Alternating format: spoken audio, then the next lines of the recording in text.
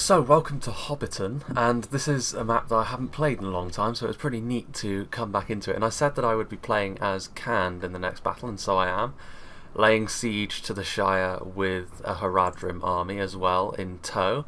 So let's go through my army composition. Now, to start with, my archers, well, I'll be talking about what Canned are good at and what they're bad at as the battle progresses.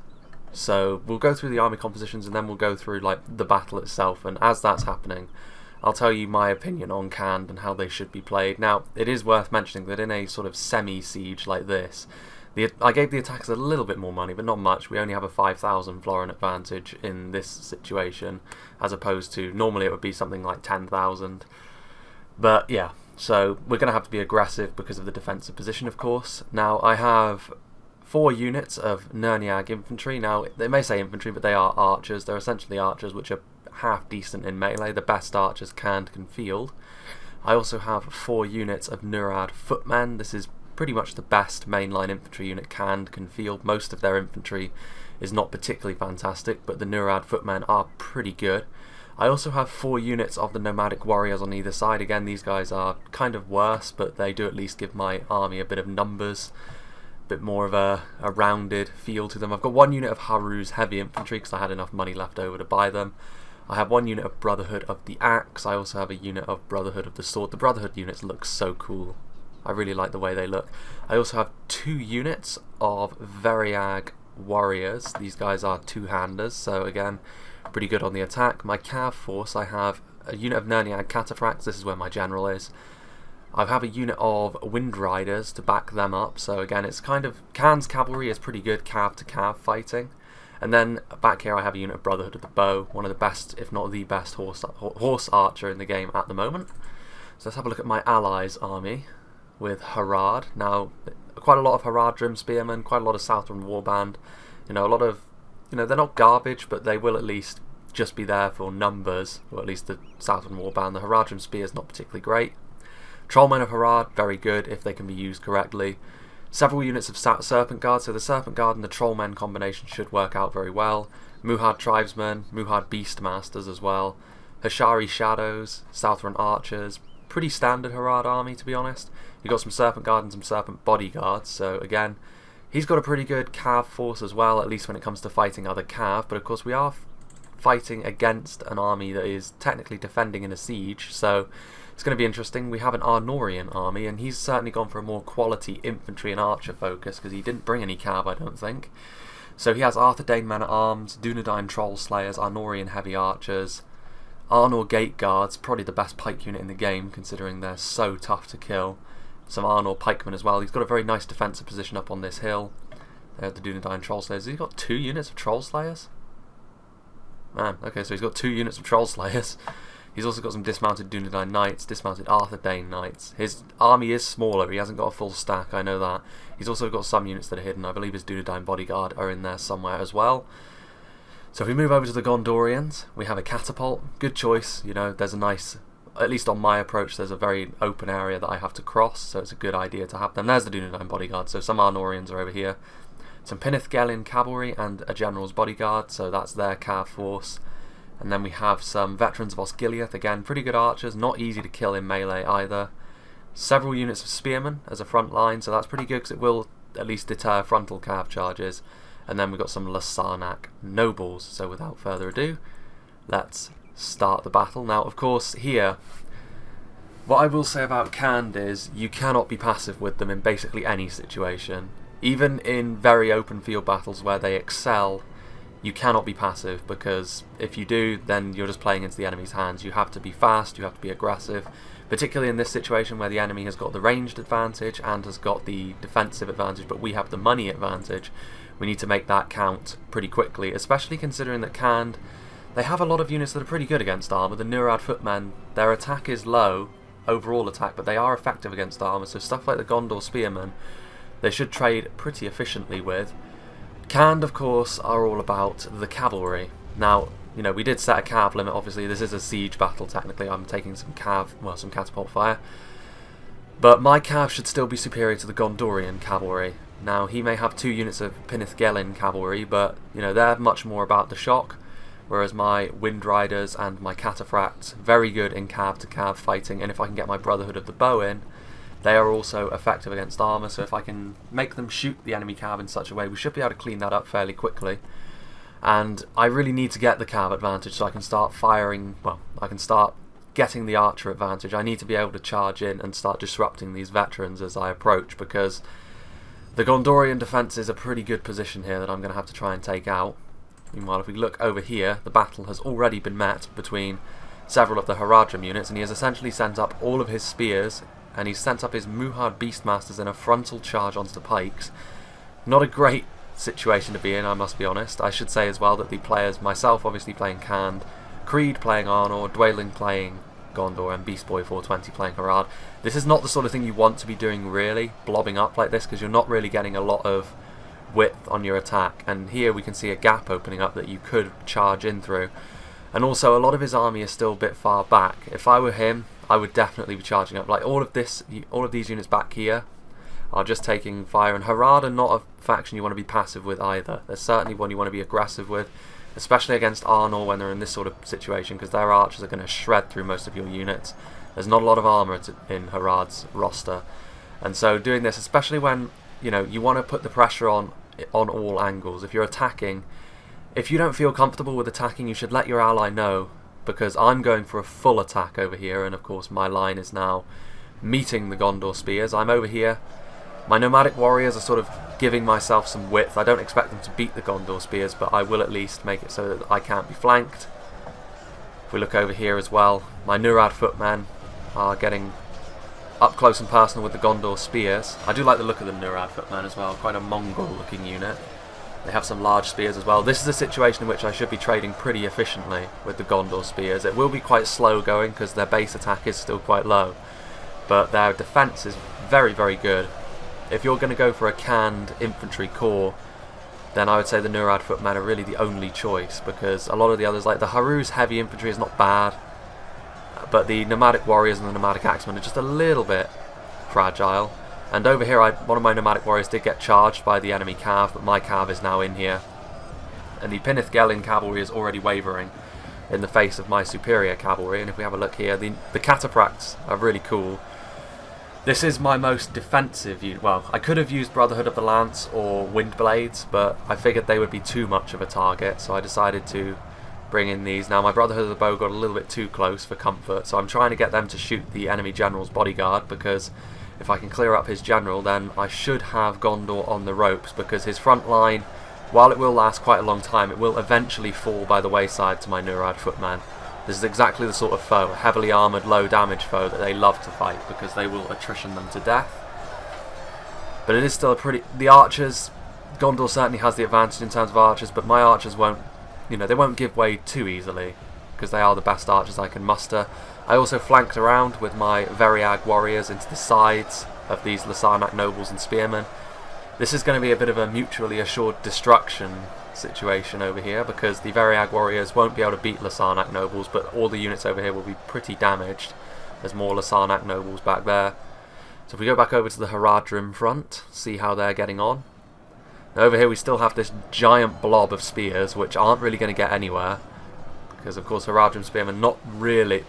They won't break quickly because they are very tightly packed, but they won't get anywhere either, and they are going to be systematically surrounded. The Muhar tribesmen are coming up. This is a good choice because it will be able to get through a lot of the Gondorian armoured units, particularly something like these gate guards. If you're using Harad javelins, you should definitely make a target of the Arnor gate guards, because they are so tough and you can't really get through them in a frontal charge like this. But at this point you need to be flanking around Arnor, because you have a lot of stationary units, and this is really the lesson to take away from this. If you're attacking and you want to be aggressive, don't leave units stationary at the back. Just attack with everything you have straight away, because it will make your money advantage tell against defenders most of the time. And also, if you look over here, because of Harad's passivity, you could say, Arnor are sending over some dismounted Arthur Day Knights and some, well, I think that's all they're sending. Yes. So a couple of units of dismounted Arthur Day Knights are coming over to reinforce Gondor, because at this point I had flanked around with my Brotherhood of the Sword and was going after his Veterans of Osgiliath. This wasn't the best choice by me, honestly, because the Brotherhood of the Sword, while they're good, the Veterans of Osgiliath won't die quick enough to make this worth it.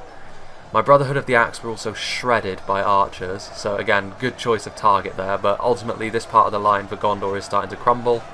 And if we look at this area in the middle as well, their spears are buckling under the pressure of my infantry assault, so it's going pretty well for me, honestly. You know, all things considered, my Brotherhood units may have taken a real beating. However, if we look over here, lost half their men. If we look over here, unfortunately this part of the fight is not going too well for me. You know, the Lasarnak nobles are superior to the Variag warriors and the nomadic warriors. So unfortunately for me, this part of the battle is going to go very poorly, but the centre of his line has broken, so the floodgates have opened a little bit, sending forward some Nurad footmen and some Haruz heavy infantry. Because some of the pronunciations I should say, of Khand are really weird, and of course that won't stop because the next battle I'm going to show I'm playing as Umbar, so no rest for the weary. Unfortunately his Arthedain Knights have arrived, which means this isn't quite the routing of Gondor that it could have been had the Arnor reinforcements not arrived, and this is where I wish the Harad player had sent forward all of his army so Arnor were fully occupied. My Brotherhood of the Sword need relief because they're now under severe pressure. However, the good news for me is, just as I get over here, the Gondorian general is dead, and this means that his cav is basically defunct at this point. My cav has taken a little bit of a beating, the Gondorian cav doesn't go down either. So I'm going to use my Brotherhood of the Bow, try and get in and around and shoot some Arthedain Knights because they're good versus armour, and then use my Cataphracts to get some charges off. It's not quite the unit it used to be, but it will still get a decent amount of kills should I get some decent charges. I'm pulling back my archers into a more useful position. Unfortunately for me, the Arnorian reinforcements are making a bit of a difference. These Dunedain bodyguard in melee are also very, very good. However, I have also broken the last of the spearmen over here, and I need to relieve this part of the line because unfortunately the Variag warriors are falling by the wayside pretty quickly. So I'm going to send over a unit of Nurad footmen to attack them in the back. So my line has pushed forward a little bit, but unfortunately the Arnorian reinforcements have made it so that I haven't routed Gondor from the field. So that's very unfortunate. Still some Brotherhood of the Sword in there. Very cool looking dual wielder. Still some nomadic warriors alive. That's pretty impressive considering they were cav charged early on. I did miss that, but in the end that was what allowed me to catch his cav into a bit of a sustained engagement, which was ultimately a good thing for me because it now means that the enemy cav is gone from the field. Let's have a look at the Haradrim assault. There's still this huge blob of spears, which honestly, this is weirdness. I don't know what the announcer's on about, but these spears haven't died off as quickly as you might expect, and also these units of Arthedain men-at-arms up here have taken a bit of a pounding from the Muhad tribesmen, I believe. I don't know where they've gone. I think they all died, actually, to archers. Where are they? We have some engagements over here, do we not? Our foe has lost control of the city. Yes, we do. We have Serpent Guard. Unfortunately, there are pikes over here, so this unit of Serpent Guard is going to die pretty fast. And the Arnorian player has now got a very wide and scattered formation. This is where the Harad player more than ever needs to attack, but unfortunately, attacking piecemeal like this is just playing into the defender's hands, particularly with weak units like this, because if you're going to send up weak units like Haradrim Spears as cannon fodder, you want them to be absorbing archer fire, not getting chewed up in melee, because that means they're not paying for themselves. And also, using Haradrim Spears to give a hit point sponge to something like Serpent Guard or Trollman would really be what you want to be doing. There are Muhad tribesmen off in the distance over there. So, yeah. Not a very great idea by the Harad player to attack in waves like this, particularly with weak stuff that isn't going to get much done, because unfortunately for me, there are now dismounted Dunedain Knights also adding to the reinforcements over here, which means I'm in real trouble. I am able to get a few charges off on the veterans of Osgiliath, but with more and more Arnor reinforcements coming over here because of the Haradrim players' lack of movement, so to speak, it means that I'm in real trouble, and my line is starting to buckle in places now as well. Gondor Spears are able to flank around. If we look over here, there are some Nurad footmen finishing off a unit of Gondor Spears over here, but unfortunately my archers are now tied up in melee. This unit of archers is not bad in melee, but they have taken a bit of a beating already, and against dedicated melee units, particularly ones that are as good as the dismounted Dunedain Knights, I'm going to struggle really badly. I am trying to get as many shots off them on them as I can. I'm trying to use what's left of my cavalry to sort of slow down the Arnorian players' encirclement of me, but at this point I'm really trying to fight off two armies at once, at least 1.5 armies, sending in another charge from my Nerniag Cataphracts wasn't a great charge because I got caught on some of my own routing units, so that's a bit unfortunate. If we look over here though, you know, my Neurad footmen are still holding just about, but there's not enough of them with their war clubs. Oof, there goes an Arthur Knight. Well done, Nomadic Warriors. But I'm being surrounded on all sides now, which is very unfortunate for me.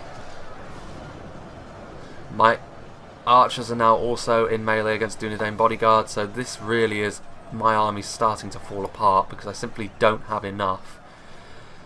I was able to free up another unit of Neurad footmen, and really at this point it's just about me trying to get as many kills as possible, so when the Harad player finally does commit all of his units, we can get some work done. And this here, the buckling of my infantry line, is something to be wary of when you play as Canned. Their infantry will break pretty easily, and this is to be expected. You know, Canned are pretty much all about their cavalry. You know, that is their big strength. They don't even have artillery in their roster, so you can't have catapults or ballistae or anything like that. And their infantry is okay in places. Of course, every faction has got some decent elite infantry. The Brotherhood of the Axe and the Brotherhood of the Sword. The Neurad footmen are also pretty decent as a mid-tier unit, but ultimately the morale of their infantry is too low to sustain a fight against someone like Gondor or Gondor or Arnor. And this is really the big problem with Canned in this sort of situation. You know, you need to be aggressive and you need to do your damage quickly, because the longer the fight is drawn out, the less likely a victory is for you. So you need to get your work and your damage done quickly, and that's what I was intending to do with my fast advance, but unfortunately it didn't line up with what my ally wanted to do, clearly, and this means that they were able to double team me a little bit and get my army routed off the field. Having said that, I still did a large amount of damage to the Gondorian army. Really the only thing they have left are these veterans of Osgiliath and a couple of spearmen here and there, and one unit of relatively healthy Lasarnak nobles. So the Gondorian army is actually kind of looking a little bit haggard. Unfortunately my general over here is only in a unit of 8 now, so I'm going to have to try and retreat him and save this unit at least. This is the only unit I'm going to be able to save. There's a unit of regrouped nomadic warriors. All I can do is slow down these units so that the Harad player has a little bit more breathing space. These Neurad footmen. I was pretty impressed with the performance of the Neurad footmen. They broke through the lines pretty effectively. Unfortunately, they are no match for the very high tier Arnorian units. And the Arnorian army was pretty small altogether, so the fact that he was able to send reinforcements over to Gondor shows that passive play doesn't work. If you're on the attack, you really want to be aggressive. I know that it's kind of counterintuitive to charge into archers and take losses, but it's really the only way, because if you be aggressive, you'll make the enemy army feel uncomfortable. And as long as you can start making your numbers tell and your money advantage tell, that's what you really want to be happening. My infantry is still here. A lot of them are routing, still firing some missiles into the crowd, but this is now my one unit of, and they just broke. So that's pretty much my army routing from the field.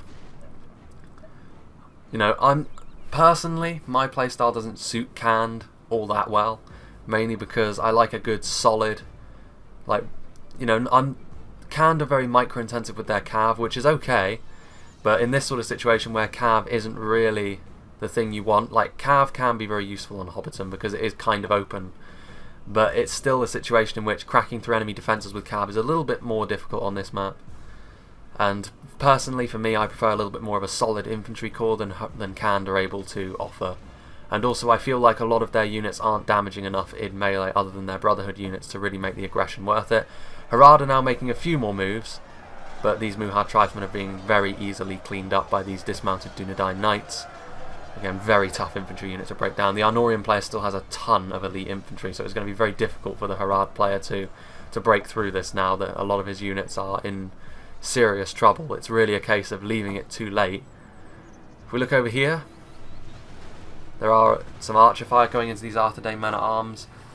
Is that worth it? Well, I guess at this point it doesn't matter too much. You just want to get kills, but really Arthedain men-at-arms are pretty good at absorbing archer fire with their shields and with their high armour. Nonetheless, taking a bit of fire over here. And if you look at all these units in reserve, if you look at all these trollmen that died needlessly, it really is quite heartbreaking. And also the Hashari Shadows were ripped apart, and they're an expensive archer unit. Very effective as well if you can use them right. So at this point it's really a case of just speeding up and waiting for the Harad player to begin his assault up the hill. If we look over here, there is actually a fight going on, but again, these Harad spears have actually lasted quite a long time in melee, but then that was because there were a lot of them and they were in a tightly packed formation. They weren't getting a lot of kills either. And now they're breaking because of the downhill charge from the Dunedain Knights. We have a few units over here. They're not going to get much done though. Like again, spears in melee, they're really just there as fodder to sort of give your army a bit of hit point sponge. Very useful if you attack with the Trollman. Now finally the Harad player is starting to attack, but unfortunately it's with archers in melee, and again, he's not sending forward all of his army. Like this is... I can't stress enough how bad an idea this is. You need to commit fully from the get-go, really, especially if it's what your ally is doing. If you don't want to attack fully from the get-go, then you should let your ally know and say, don't attack just yet. But in this sort of situation, we were never going to win the skirmish fight against Arnor and Gondor as Khand and Harad. Like, especially against Arnor with 2 units of Troll Slayers, we were going to get absolutely destroyed at range, and Harad did. Their Hashari Shadows and their Trollmen took extensive casualties, so it's a bit of a shame that. Now if you look over here, my general is still alive. We have this unit of Nerniag Cataphracts, so I am going to try and help my ally with a bit of distraction, but ultimately it's looking bad for us if we look at the balance of power and the casualties. We are 10 percentage points behind, and the enemy still has a ton of elite units, not to mention a lot of pikes, so it's not even like our cavalry can easily bring the deficit back, and these archers are getting poked to death by Arnor pikemen. The Arnor Gate Guards are such a tough pike unit, very cool looking as well. Now if we look over here, got a lot of burning units, Troll Slayers in melee with their axes. Troll Men are a pretty good unit, but unfortunately against Troll Slayers, you know, it kind of fits, doesn't it? And now veterans of Osgiliath that are out of ammo are coming into the melee. Very tough, not particularly damaging in melee, but they won't go away anytime soon. Now the Serpent Guard are coming up, but again, still not all of the enemy army, well, not all of the Harad army is being committed, which is a real shame. You know, at this point, even if he did commit all his army, we'd be struggling. The Serpent Guard are good. You know, I'm a big fan of the Serpent Guard as a sort of mid-tier mainline infantry, but against Troll Slayers, they are out of their depth. Again, the Gondorian player is just committing what he has, and that's all he really needs to do, because the Arnorian player has got so much of his army left. The Harad player's assault, like the initial assault with the spears, obviously didn't really make much of a scratch in pikes. The Muhar tribesmen got a few kills, but ultimately not enough. If we look over here, my cavalry, my 1 remaining unit is on the field. I'm going to try and get some rear charges on the pikemen. Things seem to be turning against us. So a final little overview on Khand. I would say fragile infantry is their primary weakness. You know, they do have some good units of infantry. I think the Nurad footmen and all of the Brotherhood units, of course, are good, but that's, you know, you're not going to be able to get all of those units. Even the Variag warriors, which are a shock unit, which do decent amounts of damage, they cost 700 florins, which is kind of overpriced for what they deliver, to be honest with you. But then, as Khand, you're not really going to be spending your money on much else in terms of infantry. Khand are a pretty cheap faction. You will be able to get most of your good units, even on slightly lower funds, so that is worth saying as well. Like, the Cav is really where all their expensive units lie. Like, my Cataphracts are not the best Cav unit they have. The Wind Blades are very good against enemy Cav, and the Brotherhood of the Lance are the best shock Cav they have at dealing with infantry. If we look up here, there is Serpent Bodyguards running around. Not a bad charge on those veterans. But yes, Khand certainly are all about the Cav. It's their primary strength, and they don't really have many strengths aside from that, other than a few high tier shock units. They have the Brotherhood of the Sword and Axe, are good infantry units, the Brotherhood of the Bow as well, but then they count as Cav as well technically. So yeah, I mean, you saw the break of my infantry. Admittedly, not many infantry lines would have lasted much longer in the situation I was in, but it is something to bear in mind as Khand. Breaking infantry is something you will be seeing a lot, in a very orc-like fashion. And also their, you know, some of their units, well, here we go with breaking. Not much units left. I mean, still these units of Serpent Guards just stood here. That's all there is to say, really. In a siege, Khand are not great because of their lack of siege weapons and the fact that their infantry is not really robust enough on the attack or defence to really make much of a difference. Obviously, I did didn't do a bad job against Gondor in this situation, and I would have won against Gondor, I think, had the Arnorian player not reinforced his ally.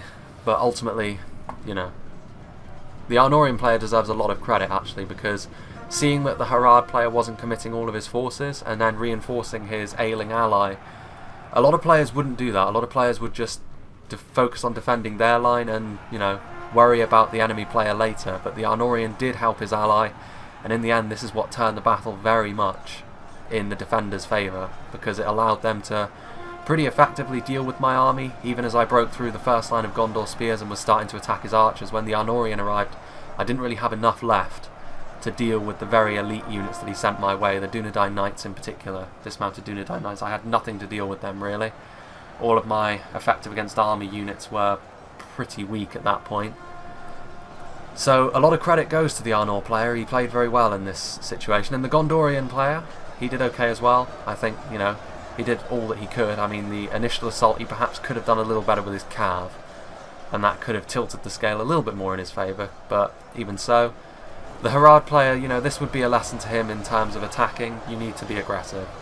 You need to really commit all you have early on. He might not have beaten Arnor even up that hill, but he would have occupied them enough for me to handily beat Gondor, and then hopefully I would have had enough left to deal with a wounded Arnor. There goes my general. I charged my cab right into the middle of this sort of pike trap that he had, but then I figured death or glory at this point. There goes my final unit. So my army is now fully dead. There is still a unit over here, you can see, which is a unit of Variag warriors, which is just routing and is running around in circles. Now, there were a couple of units of Hashari, which have been hidden all this time, so again, there was even more stationary infantry all this time, but in this sort of situation, Hashari, they're very good at dealing with sort of lightly armoured units, so, you know, against the Troll Slayers, you know, they could be pretty good if you combine them with another unit and our army wasn't pretty much dead. But against heavily armoured Dunedain Knights and Arthedain Knights and Arnor Gate Guards, this is pretty much the end, so we may as well, if we just, well actually, no, we won't speed up for the moment. We'll get a nice close-up of this line battle with the Serpent Guard fighting up against the Arthedain men-at-arms. Very similar types of units going at it. I'd say the Arthedain men-at-arms certainly have the armour advantage, which is going to give them the one-on-one advantage. I do like the look of the Serpent Guard, though. I always have. Always quite like their sort of Mamluk-like armour, and their scimitars, and their round shields. Look at the Arnorians. Very well played, I would say. Very good use of pikes as well to ward off the cav. Also a very nice use of pikes to just sort of hold the line early on against lesser units. You didn't need to overcommit because the Harad player wasn't really making the moves to flank around them. Which is fine, you know, I'm getting the impression that the player that was playing the Harad army was pretty new to the game, and it's fine, you know. New players are always welcome because, you know, we need more players to fill the available ones so that we can get battles going easier, but this really, I would say, is the first lesson to him in that if you're on the attack, it really pays to be aggressive. I know that a lot of people feel like, you know, being defensive and using your archers early is the way that most players feel comfortable playing. And I do think that being on the defense is easier than being on the attack, but, you know, being on the attack, you can make it more uncomfortable for the defenders by being aggressive. And we did have the money advantage by 5,000 florins, so I feel like we, in terms of the money and in terms of how easy Hobbiton is to defend, I feel like we had a very slight advantage coming into this battle. The difference being, of course, that the Harad player didn't really attack as much as was needed, and Khand and Harad are quite fragile in the face of archers, so, you know, that really did make a bit of a difference as well, and this is going to be it. Where are the enemy? Well, we still have a few Hashari fighting over here, but now may as well really speed it up. As we come in with more pikes. The Hashari won't break, so they will need to be killed off fully. There goes the enemy. Well, there goes our allied general. Lasarnak Nobles, one of the best looking units. There we go. So as we see, the Arnor player did very, very well indeed. We did deploy a considerable amount more men, as was expected from Easterling factions like Khand and Harad. Really would take the Easterlings quite a long march to get to Hobbiton, but still it was good versus evil. And we can see here the Harad player didn't really make too much of a dent on Arnor with that initial spear attack. The Javelins were really where he did his damage. I did well against the Gondorians initially, but it was that Arnor reinforcements which really broke me. None of my units got a particularly huge amount of kills, but the Nurad footmen here, getting quite a lot of kills honestly, considering they were just my mainline infantry, shows how effective they can be against armoured targets. They're kind of like a more defensive version of the Loke Flag Rim of Rune. And, you know, they do their job pretty damn well. They're certainly one of my favourite Candish units. Brotherhood of the Sword and the Brotherhood of the Axe, unfortunately for me, I kind of wasted them. That was the one serious lapse in concentration that I had. I should have kept them away from the archers, maybe taken them down along the lake with my Variag warriors and tried to break through there, because Lasarnak nobles would have been no match for those units. My cav beat the Gondor cav, but it was at a pretty high price, honestly. I didn't have the cav advantage I would have wanted going into the late game, and if you don't have the cav advantage as Canned, you're always going to struggle. And that's the moral of the story with regards to Canned as a faction. And the battle as a whole is, if you're on the attack, don't hold back. Just go in, you know. Even if you attack clumsily with everything, it's better than attacking cleverly with just pieces of your army and attacking in waves. Attacking in waves never works unless you're in a big scenario in which there are layers of defense where attacking in waves is intended. So yeah, that was Hobbiton. It's been a little while since I played on that map. I hope you enjoyed seeing Canned in action, and the next map, as I said, I will be showing off Umbar because I had a pretty fun battle playing as Umbar. And, you know, other than that, if you want, I think someone requested that I play as the Dwarves or Lothlorien, so it'll probably be the Dwarves or Lothlorien next. I did have a battle as Lothlorien, but it wasn't really good enough to show, and it wasn't really, you know, there wasn't really any sort of takeaway from it like this battle was, where Harad, you know, don't do what Harad did in this battle, basically. So yeah, I hope you join me for the next battle, which will be on Dol Guldur, and I hope you join me for the next top 10, which I'm still working on the mid-tier infantry. It is a little bit more difficult to do, but that should be coming hopefully within the week, and I hope to see you for that.